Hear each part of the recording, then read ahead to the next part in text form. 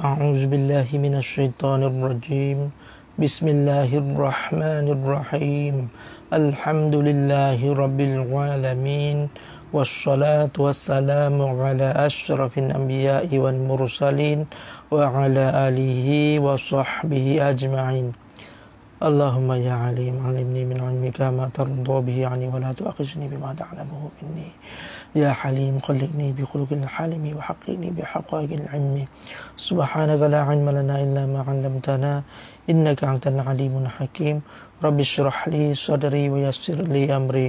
واحلل عقدة من لساني يفقه قولي قال المصنف رحمه الله تعالى ونفعنا بعلومه في الدارين آمين. Kitab At-Tahqiqun wa fi ala Bunyatil Musalli หน้าที่53 dah lagi firman-Nya ตรงนั้นนะ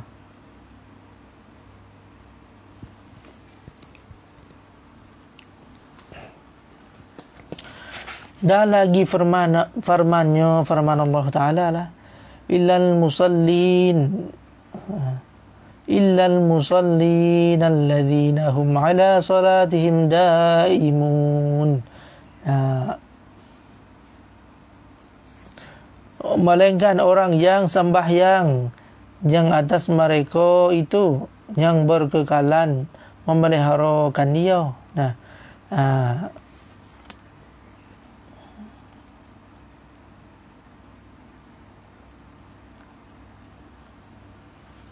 Leхที่1นั้นข้างล่างนะdari ayat tersebut Allah Ta'ala memberi peringatan kepada segala tabiat manusia จากอายะห์นี้นะอัลเลาะห์นั้นได้ให้ข้อเตือนใจต่อเรื่องของเขาเรียกตอบิอัตต่อสิ่งที่มันเป็นตอบิอัตเป็นปกติวิสัยของมนุษย์นั้นdan bersifat mereka dengan guluh kesah dan terkejut dan menegahซึ่งพวกเขานั้นมีลักษณะอะไรล่ะมนุษย์ในกลุกษะนี่วิตกกังวลdan terkejut มีความตกใจdan menegah นี่การห้าม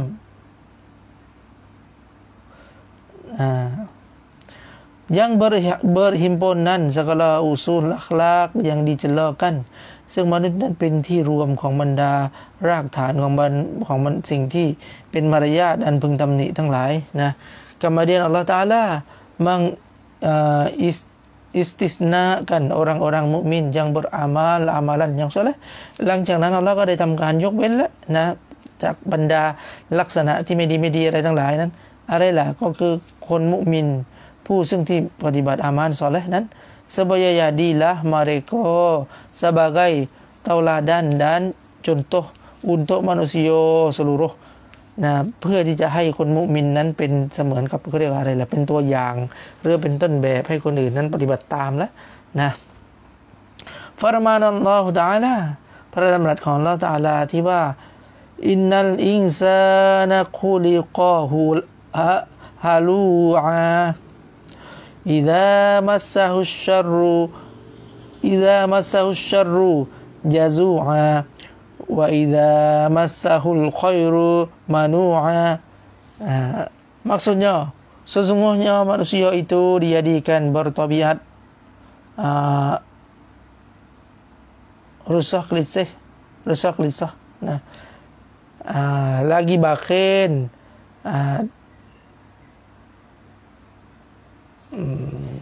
lagi bakhil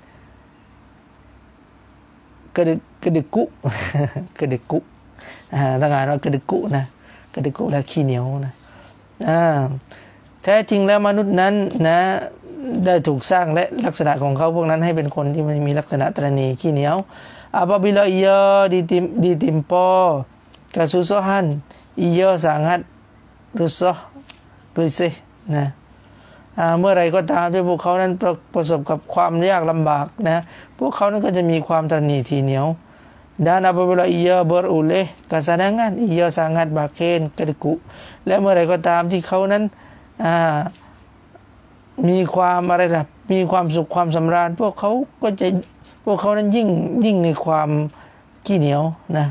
ยิ่งในความบาเคนกระกุนะmaksud dari ayat tersebut bahwa dijadikan manusia itu resah, gelisah, sedikit bersabar, tiada bersabar atas bala. Nah, mนุษย์นั้นนะไม่มีความอดทนนะต่อการที่เขาได้รับต่อการได้รับความลำบากนะไม่มีความสบายต่อการได้รับภัยบาลต่างๆเลยนะtiada syukur atas nikmat yang diberinya และมนุษย์นั้นก็จะไม่ขอบคุณต่อnikmatนะที่อัลเลาะห์นั้นประทานให้ yakni manusia itu apabila ditimpa keapa-apaan dan kesakitan dan sebagainya maka ianya banyak resah gelisah ถ้าหากว่าพวกเขานั้นประสบกับความยากจนประสบความเจ็บป่วยประสบกับความสิ่งที่มันเป็นยากลำบากเช่นนี้นะพวกเขานั้นก็จะbanyak resah gelisah ไอ้คำว่าresah gelisahนี่ผมไม่แน่ใจว่ามันน่าจะเป็นอะไรล่ะเป็นการวิตกกังวลหรือการตีโพยตีพายอะไรประมาณนั้นนะterkejut dan mengaduhan นะพวกเขาเหล่านั้นจะอยู่ในความตกใจแล้วก็จะmengadu akan tetapi apabila ia beroleh kesenangan dari kekayaan nah pangkat kekuatan kesehatan dan sebagainya maka ianya banyak menegah dan menahan dan bakhil di atas yang lain daripadanya แต่เมื่อไรก็ตามที่มนุษย์นั้นประสบกับความสุขความสำราญความร่ำรวยการได้มีตำแหน่งมีเกียรติมีอำนาจนะพวกเขานั้นมีความสุขสบายmaka ianya banyak menegah dan menahankan พวกเขานั้นก็จะมีความรู้สึกว่าอยากจะห่วงห้ามมีความยากในความห่วงห้ามแล้วก็พยายามที่จะรักษาสิ่งเหล่านั้นเอาไว้dan bakhil atas yang lain daripadanya และมีความขี้เหนียวต่อสิ่งต่างๆที่พวกเขาเหล่านั้นมีไม่ให้คนอื่นมาแย่งไปนะมนุษย์เมื่อประสบความยากลำบากพวกเขาก็จะแบบวิตกกังวลจะแบบโพยตีพายนะแต่ถ้าเมื่อไหร่สุขสบายก็จะขี้เหนียวนะพยายามที่จะรักษาห่วงเห็นสิ่งต่างๆที่ตัวเองมีเอาไว้นะ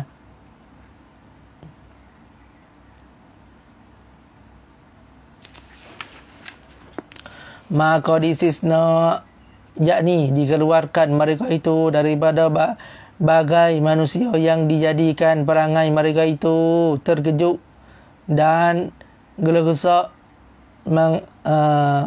menganakan mereka itu kejahatan maka disisna yakni dikeluarkan mereka itu nahดังนั้นนะองค์อัลเลาะห์นั้นก็ได้ทำการยกเว้นนะได้ทำการยกเว้นคือหมายถึงให้พวกเขาเหล่านั้นออกจากไหนล่ะ daripada bagai manusia yang dijadikan perangai mereka itu จากบรรดามนุษย์นะซึ่งที่พวกเขาเหล่านั้นได้ถูกสร้างลักษณะนิสัยกับพวกนั้นถูกสร้างมีนิสัยยังไงล่ะterkejutมีความอะไรล่ะตกใจหวาดกลัววิตกกังวลdan gelisah และการที่พวกเขาเหล่านั้นgelisahนี่ก็น่าจะเป็นวิตกกังวลนะmenganakan mereka itu kejahatan นะเมื่อพวกเขาเหล่านั้นประสบกับความชั่วนั้นความสิ่งที่ไม่ดีนั้น dan apabila mengana mereka itu kebajikan ditegahkan kebajikannya daripada mengerjakan kebaikan และเมื่อไหร่ก็ตามที่พวกเขานั้นได้ประสบกับสิ่งที่เป็นสิ่งที่ดีๆนะ ditegahkan kebajikannya daripada mengerjakan kebaikan ไอ้สิ่งที่เป็นสิ่งที่ดีๆที่มาประสบกับเขาเหล่านั้นนั่นแหละนะมันก็ได้ไปห่วงห้ามนะจากการปฏิบัติสิ่งที่มันเป็นความดีนะ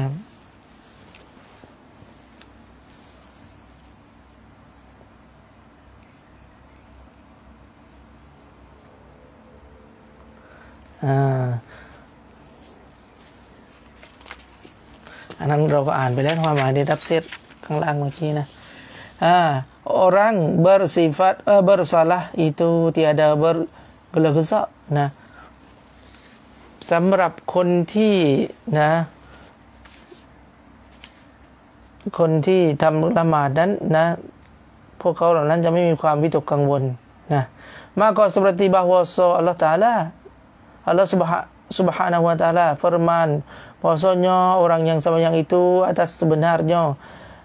ดังนั้นดังเช่นที่อัลลอฮฺซุบฮานะฮูวะตะอาลานั้นได้ทรงตรัสไว้ว่าแท้จริงแล้วผู้ที่ทำการละหมาดนั้น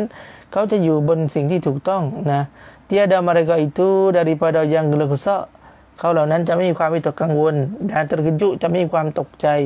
apabila menyatukan mereka itu kejahatan เมื่อความชั่วได้มาประสบกับเขา dan tiada memegang kebajikan baginya apabila datang kebajikan baginya และเขาจะไม่ทำการยึดถือกับความดีนะกับสิ่งที่เป็นสิ่งที่เป็นความดีว่าเป็นของตัวเขาเอง apabila datang kebajikan baginya เมื่อความดีเหล่านั้นได้มาประสบกับเขา tetapi ia menafkahkan atas keridhaan Allah Subhanahu Wa Ta'ala เขาจะไม่ยึดถือกับสิ่งที่ดีๆที่มันมาหาเขานั่นนะจะไม่ยึดติดเอาไว้ตรงนั้นแต่ถ้าว่าเขานั้นจะทำการมานาฟะกอฮ์กันเขาจะใช้จ่ายมันอัตัสกะเรดออันอัลลอฮ์ซุบฮานะฮูวะตะอาลาจะใช้จ่ายมันไปในหนทางที่พระองค์อัลลอฮ์นั้นทรงเรดอละนะsalah itu menegakkan dari fahsya dan munkar นะsalahนั้นการละหมาดนั้นจะปกป้องเราจากความชั่วนะจะห้ามเราจากความชั่ว dan lagi pula karena bahwasanya sembahyang itu sebenarnya itu menegakkan daripada fahsya dan munkar นะดูเลขหนึ่งข้างล่างนะยังไม่หมดนะหน้าที่53ต่อจากเมื่อกี้นะpengertian ayat tersebut nah ayat tersebut ke ayat illal musallin alladzina hum ala salatihim daimun นะหน้า13นั้นตรงนั้นมีบทสรุปอีกนะว่าpengertian ayat yang tersebut bahwa manusia itu bersifat dengan sifat-sifat kecelaan ข้อเตือนใจนะหรือความเข้าใจจากอายะที่กล่าวมานั้นก็คือมนุษย์นั้นนะประกอบไปด้วยสิฟัตซึ่งที่น่าตำหนิ kecuali mereka yang beri taufik dan hidayah kepada jalan kebaikan เว้นแต่ว่าผู้ซึ่งที่ได้รับการเตาฟิกการช่วยเหลือและการฮิดายะห์การชี้นำจากอัลเลาะห์นั้นให้เขานั้นเดินอยู่ในหนทางที่ดีmereka ialah orang-orang yang menunaikan shalah คนเหล่านั้นก็คือคนที่ได้ทำการละหมาด dan memelihara waktunya และเขานั้นระวังรักษาเวลาละหมาดwajibatnya นะและบรรดาสิ่งที่วาญิบนะของการละหมาดนั้นและบรรดาสิ่งวาญิบอื่นๆนั้นtiada tinggal mereka satu waktu pun โดยพวกเขาเหล่านั้นไม่ทิ้งการละหมาดแม้แต่วักตูเดียว tiada sunyi mereka sewaktu daripada faraidnya sunannya nah tiada sunyi mereka sesuatu daripada ก็คือพวกเขาเหล่านั้นจะปฏิบัติสิ่งที่เป็นฟัรดูและสุนัต mereka tiada bersifat rusak gelisah นะพวกเขาเหล่านั้นจะไม่มีความวิตกกังวลterkejut จะไม่มีความ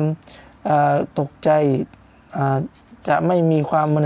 ความขี้เหนียวอะไรนั่นนะ semuanya itu dari keimanan mereka itu ซึ่งทั้งหมดนั้นเกิดมาจากการมีอีหม่านของเขา dan agama yang ada pada diri mereka atas sifat yang dipujikan และศาสนาซึ่งที่มีอยู่ในตัวพวกเขาเหล่านั้นซึ่งอยู่ในลักษณะของบรรดาสิฟัตซึ่งที่ได้รับการสรรเสริญนั่นเองนะกลับไปข้างบนนะเมื่อกี้ที่ว่าเรื่องการละหมาดนั้นนะสามารถที่จะหักห้ามจากความชั่วนั้นเลขหนึ่งตรงด่านมุงกัดนั้นเลขหนึ่งข้างล่างapakah pengertian dan arti salat itu อะไรกันหรือคือความเข้าใจและความหมายของการสลัดนั้นmenegah dari fahsya dan munkar ในการที่มันได้หักห้ามจากความชั่วนั้น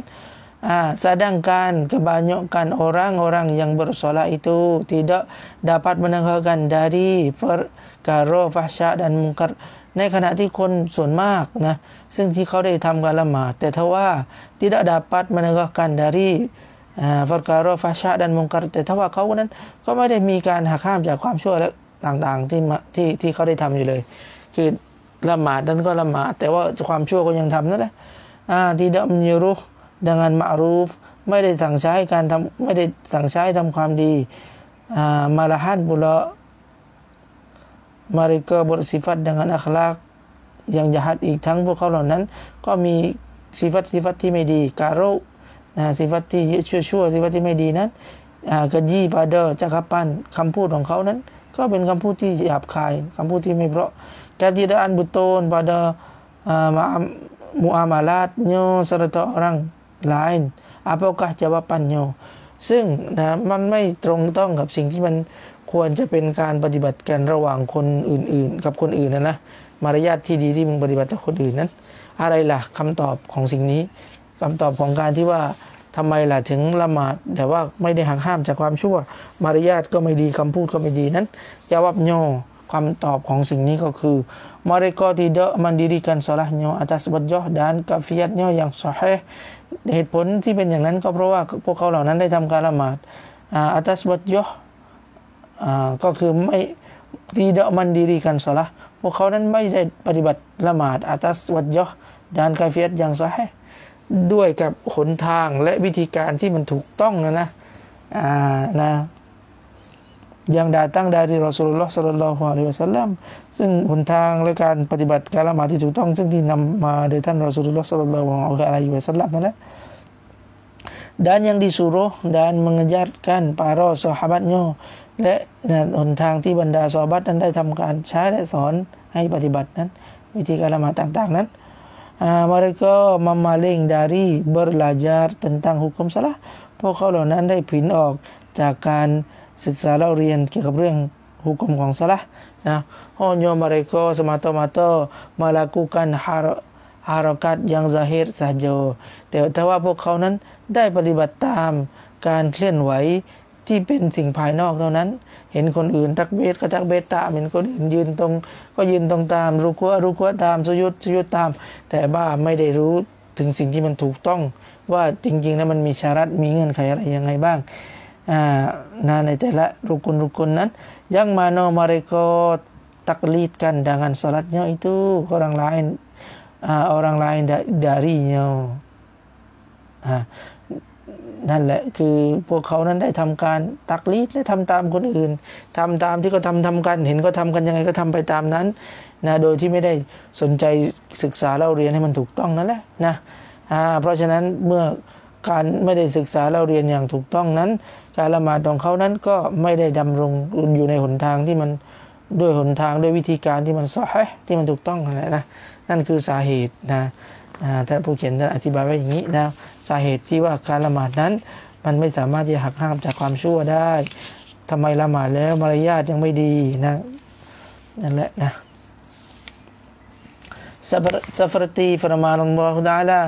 wa aqimis salata inna salata tanha 'anil fahsya'i wal munkar wala dzikrullahi akbar wallahu ya'lamu ma tasna'un surah Al-Ankabut ayatที่45dan dirikan olehmu akan sembahyang bahwasanya sembahyang itu menegakkan daripada kejahatan และพวกท่านจงดำรงละหมาดเถิดแท้จริงแล้วการละหมาดนั้นมันจะห้ามจากความชั่ว dan pekerjaan yang mungkar และบรรดาสิ่งที่เป็นสิ่งที่อะไรล่ะสิ่งที่มันเป็นสิ่งที่ไม่ดีนั่นแหละ dan sungguhnya zikrillah itu terlebih besar และแท้จริงแล้วการซิกรุลลอฮ์นั้นเป็นสิ่งที่ยิ่งใหญ่ตรงนั้นเลข1นะที่หน้า55นั้นเลข1ที่บอกว่าdan dirikan olehmu นั้นเลข1ข้างล่างบอกว่าkitab pada ayat itu การสนทนาในอายะนี้ก็คือการสนทนาที่ว่าaqimis shalah นั้นbagi Rasulullah sallallahu alaihi wasallam เป็นการคีตอบกับท่าน Rasulullah sallallahu alaihi wasallam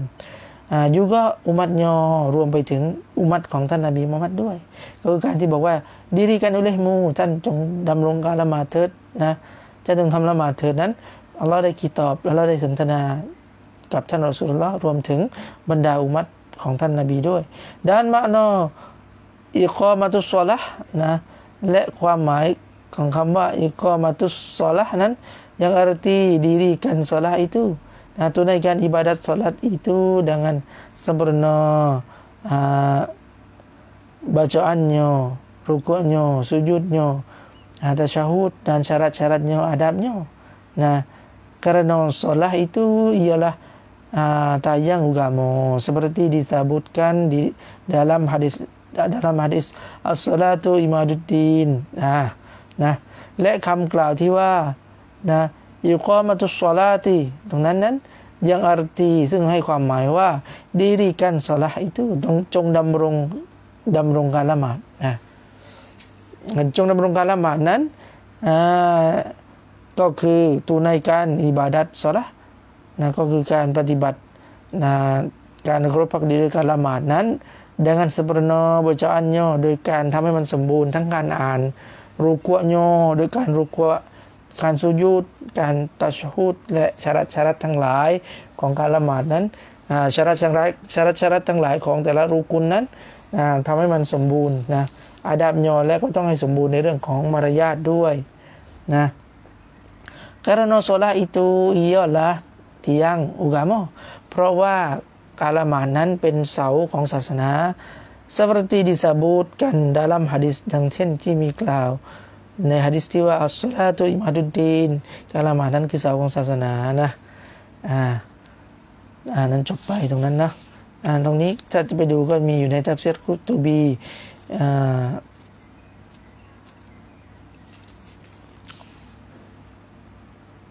จบไปนะตรงนั้นแล้วก็อันที่สองนั้นbahwa sembahyang ituข้างบนนะขึ้นข้างบนหน้า15นั้น bahwa sembahyang itu menegakkan daripada kejahatan เลข2ข้างล่างหน้า55นั้น kejahatan นั้นคำว่าkejahatan ตรงนั้น dipaham dari ayat tersebut bahwa solat 5 waktu itu membersihkan dan menyucikan dari dosa-dosa yang telah dilakukan ความเข้าใจจากอายะห์นี้ก็คือว่าการละหมาด5เวลานั้นมันจะทำให้เรานั้นสะอาดจากบรรดาบาปทั้งหลายที่เราได้เคยทำมา dari Abi Hurairah radhiyallahu anhu berkata จากรายงานจากท่านอบีฮุรัยเราะห์ซึ่งท่านได้กล่าวว่า saya pernah mendengar Rasulullah sallallahu alaihi wasallam bersabda ข้าพเจ้านั้นได้ยินมาจากท่านรอซูลุลลอฮ์ sallallahu alaihi wasallam ว่า ara'aitum law anna nahran bi babi ahadikum yaqtasilu minhu kulla yawmin khamsa marratin hal yabqa min daranihi syai'un qalu la yabqa min daranihi syai'un qala fadzalika mathalus salawatil khamsi yamhullahu bihinnal khataya maksudnya tidakkah kamu melihat sekiranya satu sungai yang berada di pintu rumah seorang kamu tidakkah melihat ท่านไม่เห็นหรือว่า sekiranya ถ้าหากว่าคิดดูลองพิจารณาดูเถิดว่า satu sungai yang berada di pintu rumah seorang kamu ถ้าหากว่ามีแม่น้ำสายหนึ่งที่มันไหลผ่านประตูบ้านของคนคนหนึ่งนั้นอยู่หน้าบ้านนั้นนะ tiap-tiap hari ia memandi dari sungai itu 5 kali ในทุกๆวันเขาก็ได้ทำการอาบน้ำในแม่น้ำสายนั้น adakah tinggal lagi dari kekotoran dagainya sesuatu มันจะยังมีเหลืออีกหรือจากสิ่งสกปรกจากบรรดาขี้ใครที่ตัวเขานั้น lalu berkata para sahabat ดังนั้นซอฮาบะห์ที่ได้ยินก็ได้ตอบว่า tiada bagi dari kekotoran dagainya sesuatu เราซอฮาบะห์ก็ตอบว่ามันไม่เหลือแล้วแหละไอ้สิ่งสกปรกจากขี้ใครอะไรทั้งหลายของคนที่อาบน้ำมาแล้วครั้งในแม่น้ำนั้น maka sabdanya ดังนั้นท่านนบีก็ได้กล่าวว่า maka demikian adalah umpamaan salat 5 waktu yang didirikan ดังนั้นเช่นเดียวกันและกับคนที่ได้ทำการละหมาด5เวลานั้นอัลเลาะห์ตะอาลา menghapuskan dengannya dari kesalahannya อัลเลาะห์ได้ทำการลบล้างจากตัวเขาในบรรดาความผิดทั้งหลายของเขานั้นหะดีษนี้ริวายัตโดยท่านบุคอรี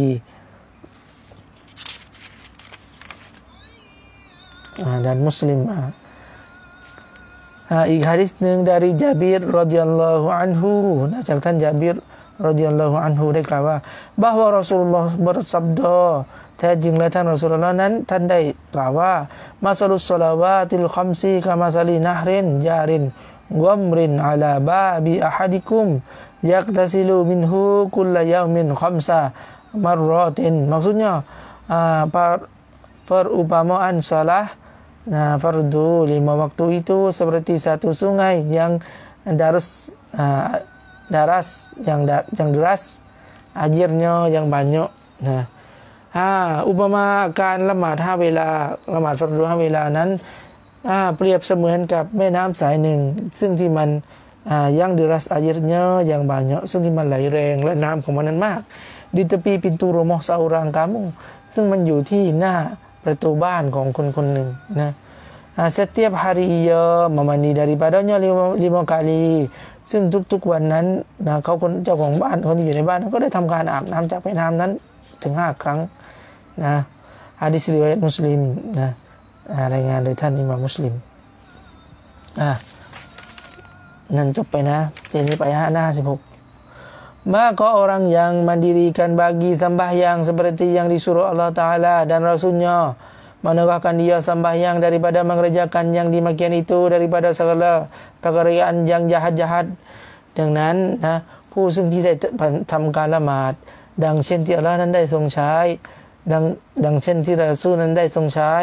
menegakkan dia sembahyangนะการละหมาดนั้นมันจะหักห้ามเขา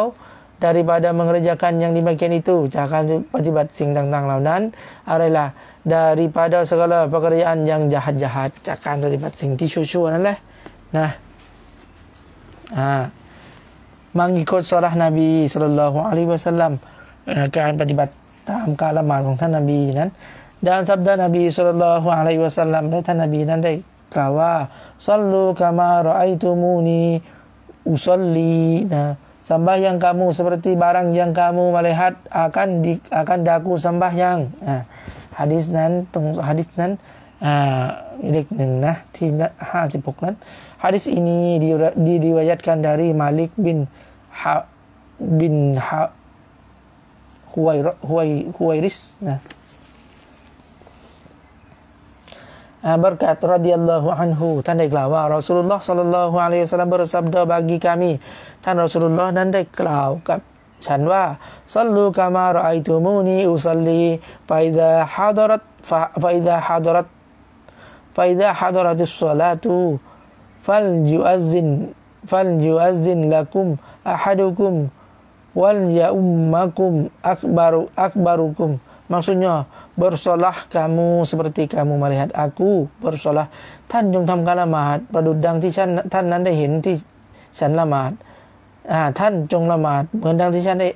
นได้เห็นฉันละหมาดนะนบีบอกนบีสั่งแล้ว maka apabila masuknya waktu salat hendaklah berazan seorang dari kamu ดังนั้นเมื่อเข้าเวลาละหมาดนะคนหนึ่งจากพวกท่านนั้นจงทำการอาซาน dan hendaklah menjadi imam oleh yang terlebih tua dari kamu และพวกท่านนั้นก็จงหาคนหนึ่งที่มาเป็นอิหม่ามจากบรรดาคนที่มีความอาวุโสจากพวกท่านนั้นหะดีษนี้รายงานโดยอิหม่ามบุคอรีโดยท่านมุสลิมโดยอบูดาวูดท่านติรมิซีท่านนาซาอีอิบนุมายะห์หลายท่านนะท่านอะห์มัด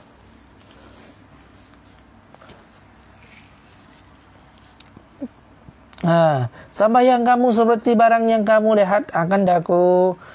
ที่หน้า57นั้นbarang yang kamu lihat สิ่งที่ท่านได้เห็นนั้นเป็นอย่างไรเลข1ข้างล่างหน้า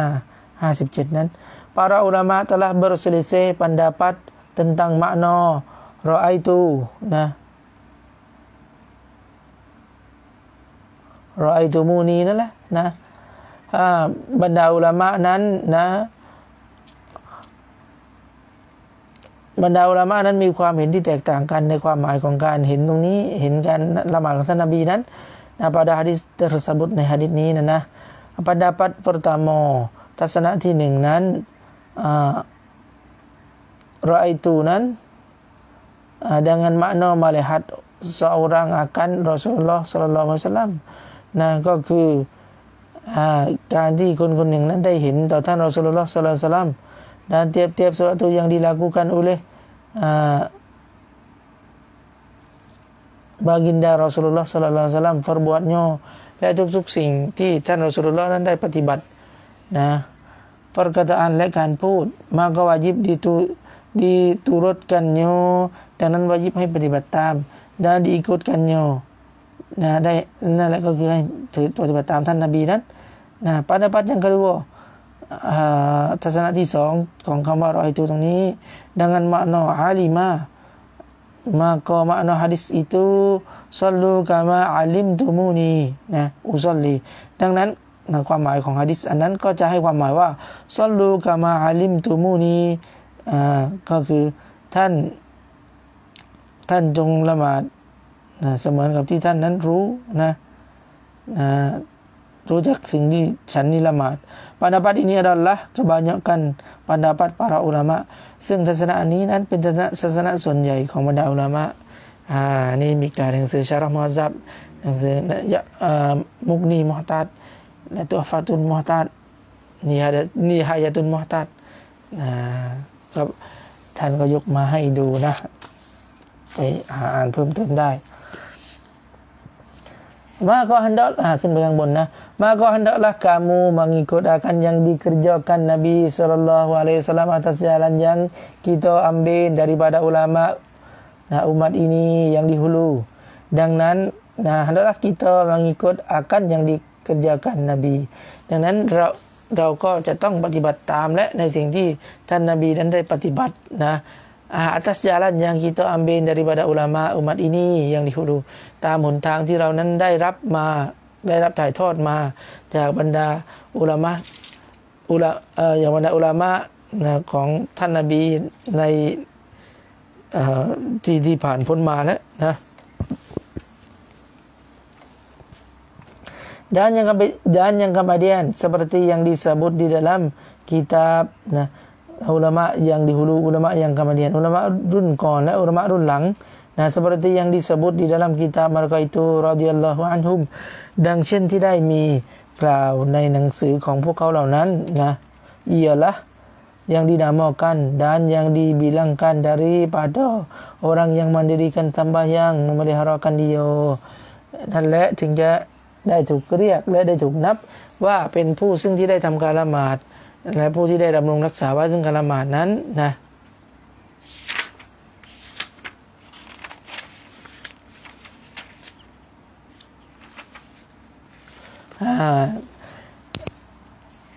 ไปดูเลข2ข้างล่างนั้น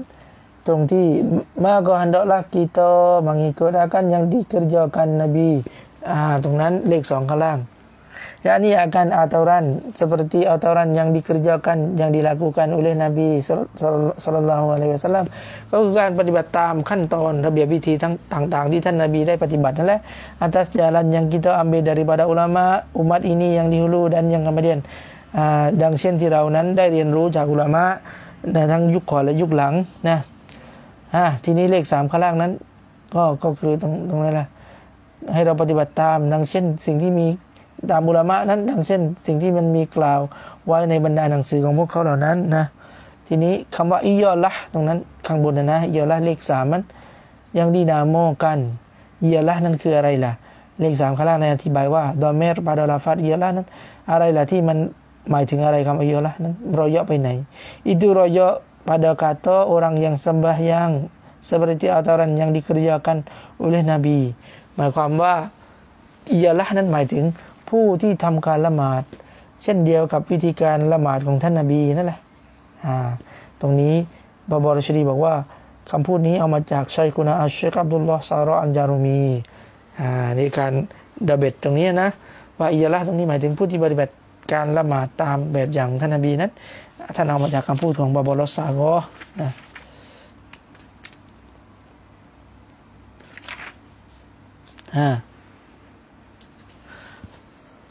bagi salah itu rupa yang zahir สำหรับการละหมาดนั้นมี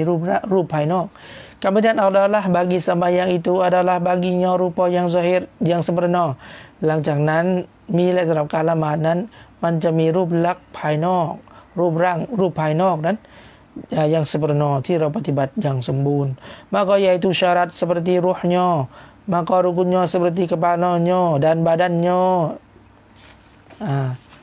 Dan sunat ab'ad itu seperti angkotonyo, dan sunat hayah itu seperti segala bulu perhiasannya.เขาได้เปรียบเทียบและนะว่ารูปลักษณ์ภายนอกการละหมาดนั้นมันมีความสมบูรณ์นะรูปลักษณ์ภายนอกที่ว่ามาก็ยายตู้สารัต seperti rohnya สารัตของการละหมาดนั้นเปรียบเสมือนกับวิญญาณของละหมาด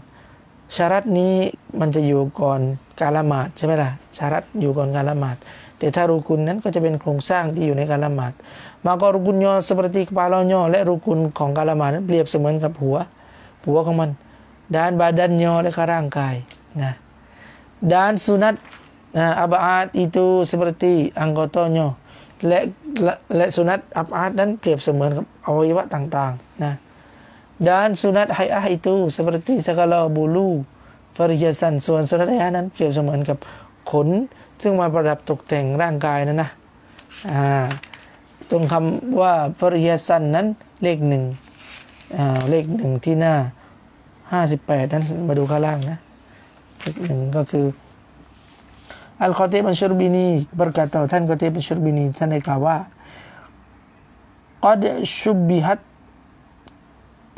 قد شبهت الصلاة بالإنسان فالركن كرأسه والشرط كحياته والبعد كأعضائه والهيئة kasya'rihi maksudnya ditashbihkan salat itu dengan manusia ได้เปรียบเทียบการละหมาดนั้นเหมือนกับมนุษย์รุกุน itu seperti kepala รุกุนนั้นเปรียบเสมือนกับศีรษะ syaratnya itu seperti hidupnya dan ส่วน syarat ของการละหมาดนั้นเปรียบกับเหมือนกับชีวิตของการละหมาดหมายถึงรูห์ของการละหมาดนั่นแหละab'ad sunat ab'ad itu seperti anggota sunat ab'ad นั้นเปรียบเสมือนกับอวัยวะdan sunat hay'ahนะหนังสือเขียนผิดเป็นhayqah sunat hay'ah itu seperti bulunya yakni bulu yang dihiasan dengannya นะก็คือถ้าสุนัตhay'ahนั้นก็เปรียบเสมือนกับขนของคนนั้นซึ่งที่มันได้ประดับตกแต่งเขา seperti yangut เช่นyangut อะไรเป็นต้นนะRonya lah kitab Al-Iqna dan Bujairimi Al-Khatib นะตรงนี้แสดงว่าเชคดาวุดได้เอามาจากภาษาอาหรับนะแต่ท่านเอามาเขียนเป็นภาษายาวีImamul Ghazali dalam Ihya Ulumuddin berkata Imam Ghazali ท่านได้กล่าวไว้ในหนังสือ Ihya Ulumuddin นั้นท่านว่าฟัลรุกูวัสสุญูดวัลกิยามวะซาอิรุลอัรกานีtajri minha majral qalbi wal ra'si wal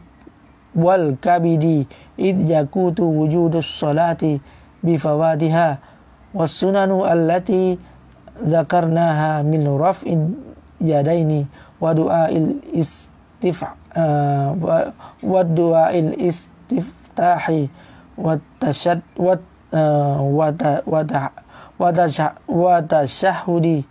wa tashahhudi al-awwali tajri minha majra al-yadaini wal ainaini wal rijlaini wala tafutus sihhatu bifawatiha kama la tafutu al-hayatu bifawati hadhil a'dha'i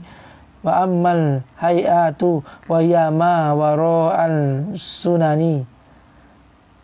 fatajri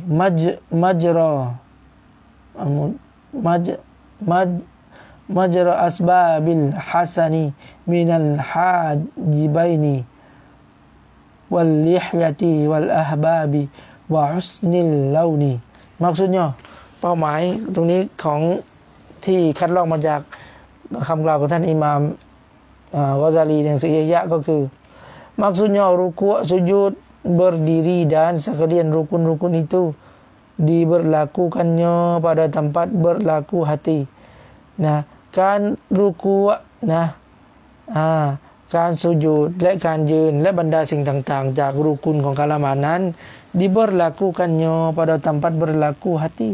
มันได้ถูกดำเนินไปในสถานที่แห่งการดำเนินของหัวใจ dan kepala และหัว Karena dengan ketiadaannya keadaan adanya salahเพราะว่าถ้าหากว่าไม่มีซึ่งรุกุนต่างๆเหล่านั้นที่กล่าวมาแล้วมันก็จะไม่มีและการละหมาดนั้น dan sunat-sunat yang kami sebut itu และสุนัตที่ฉันได้กล่าวมา daripada mengangkatkan dua tangan dua iftitah tasyahud awan semuanya dimanapatinya seperti dua tangan dua mata dua kaki และสุนัตทั้งหลายที่ฉันได้กล่าวมาจากการยกมือขึ้นสองข้างตอนที่ตักบีรนั่นแหละนะและการดุอาอิฟติตahและการtasyahud awan semuanya dimanapati seperti dua tangan dua mata dua kaki ทั้งหมดนั้นมันถูกเปรียบเทียบเหมือนกับสองมือสองตาแล้วก็สองเท้านะ dan ketiadaan luputnya solah itu dengan luputnya perkara tersebut ซึ่งketiadaan luputnya solahซึ่งมันไม่ได้ทำให้การซอนั้นมันตกไปหมายถึงยังซออยู่นั่นแหละดังนั้นลูพุทโญโดยการที่ไม่ได้ทำสิ่งเหล่านั้นไม่ได้ทำอะไรล่ะการยกมือขณะตักบีรหรือว่าการดุอาดุอาอิฟติตาห์หรือการตัชฮุดอะวานนะมันไม่ได้ทำให้การละหมาดนั้นไม่ซอนะแต่จากการที่ไม่ปฏิบัติสิ่งเหล่านี้นั้น seperti tidak luput ruh hidup dengan ketiadaan ini anggota ดังเช่นนะ tidak luput roh คือดังเปรียบเสมือนกับการที่โรคนั้นมันไม่ได้ออกจากร่างกายหรอกดังนั้นketiadaan ini anggota โดยที่ไม่มีอวัยวะเหล่านี้ไม่มีมือตายไหมไม่ตายไม่มีตาตายไหมไม่ตายไม่มีเท้าตายไหมก็ไม่ตายนั่นแหละadapun sunat hay'ah itu ialah barang yang lain daripada sunat-sunat tersebut แต่ถ้าว่าสุนัตhay'ahนั้นมันเป็นสิ่งอื่นจากสิ่งที่ได้กล่าวมาเมื่อกี้ที่พูดเปรียบเทียบนั้นแสดงว่าหมายถึงเป็นสุนัตอับอาดและการยกมือการดุอาอิฟติตาห์การตัชฮุดอาวานนั้น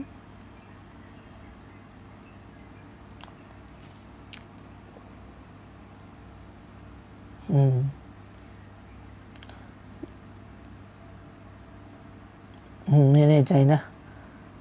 ว่ามันทั้งหมดหรือเปล่าไม่แน่ใจแต่ว่าเมื่อกี้ต่อก็คือว่าแต่ถ้าหากว่าเทียบแล้วไอ้3อย่างนั้นน่ะการยกมือขึ้นตักบีรการดุอาอิฟติตาห์และการตัชฮุดอาวานนั้นเปรียบเสมือนอวัยวะนะแต่ทีนี้พอพูดถึงสุนัตhay'ahอีกialah barang yang lain dari sunat tersebut มันเป็นสุนอื่นๆจากสุนัตที่ได้กล่าวมาเมื่อกี้นั่นแหละia menepati sabab-sabab keelokan